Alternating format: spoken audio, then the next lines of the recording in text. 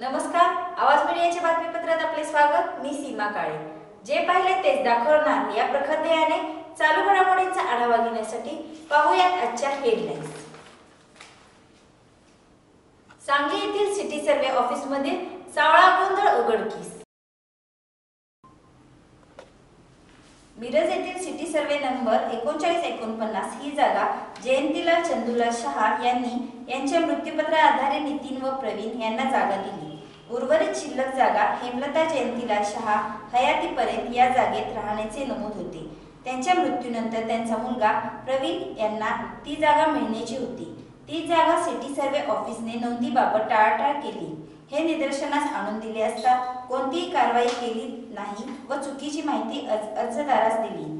त्यात चुकीचे उत्तर देऊन 28/8/2018 रोजी नोटीस पाठवल्याने अनुज प्रवीण शहा याला जाणीवपूर्वक सदर जागेत ये जा करण्यासाठी मज्जाव केला जात आहे। यामध्ये अनुज यांचे काका त्यास नाहक त्रास देत आहेत। याचे कारण सिटी सर्वे ऑफिसरच्या चुकीच्या नोंदीमुळे यासाठी सदर प्रकरणाची चौकशी व्हावी यासाठी अनुज शहा व मोफत सहाय्य सल्ला केंद्राचे संस्थापक इसाक अत्तार कुपवाड यांनी न्यूजला माहिती दिली आहे।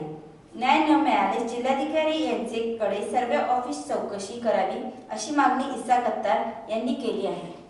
मी इसाक गुलाब अत्तार कुपवाडमध्ये मोफत सहाय्य सल्ला कार्यालय केंद्र चालू केलेलं आहे।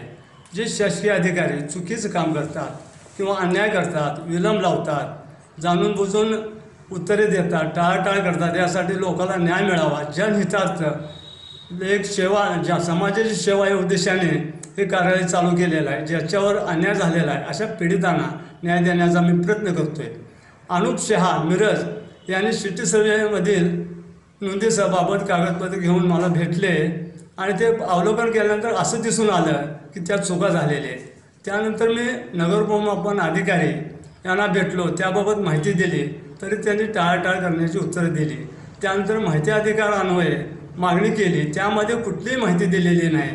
सर्वसाधारण ते सर्व अवलोकन केलं असता हे चूक स्पष्टपणे दिसून येते त्यांची चूक। त्याबाबत आम्ही जिल्हाधिकाऱ्यांना भेटणार आहे, त्यांनाही निवेदन देणार आहे। जोपर्यंत न्याय मिळत नाही, जे चुकीचं कामकाज कबूल होत नाही तोपर्यंत आम्ही थांबणार नाही। त्याबाबत पाठपुरावा करू आणि जनहितार्थ हे काम केले जाते आणि प्रत्येक शासकीय कार्यालयात हे चाललेलं आहे। त्यासाठी हे कार्यालय काढलेलं आहे। कुठल्याही प्रकारची फी आकारणी केली जात नाही, जनहितार्थ हे काम केले जाते आणि जनतेला जागृत व्हावं।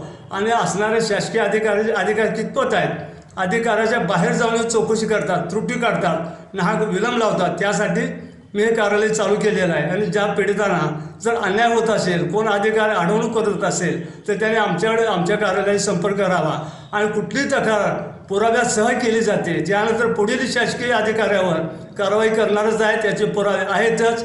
आणि एवढा भ्रष्टाचार वाढलेला आहे की डोक्याच्या बाहेर गेलेला आहे। त्यासाठी कुठेतरी चाप लागावा म्हणून हे कार्यालय चालू केलेलं आहे आणि सांगली शहरामध्ये पहिलं कार्यालय असेल आणि लोकांना मी जागृत करणार आहे। भ्रष्टाचार फक्त शासनानं प्रयत्न करून थांबत नाहीत, लोकांच्या मनामध्ये न्यूनगंड निर्माण झाला आहे। आपण अधिकाऱ्याची तक्रार केल्यानंतर आपल्यावर ते काहीतरी करतील या भीतीनं बोलण्याचं कोणी धाडस करत नाहीत। परंतु शासनाने एवढे कायदे हातात दिलेले आहे, ते अधिकाऱ्यांना माहीत नाही तर जनतेला काय माहीत असणार।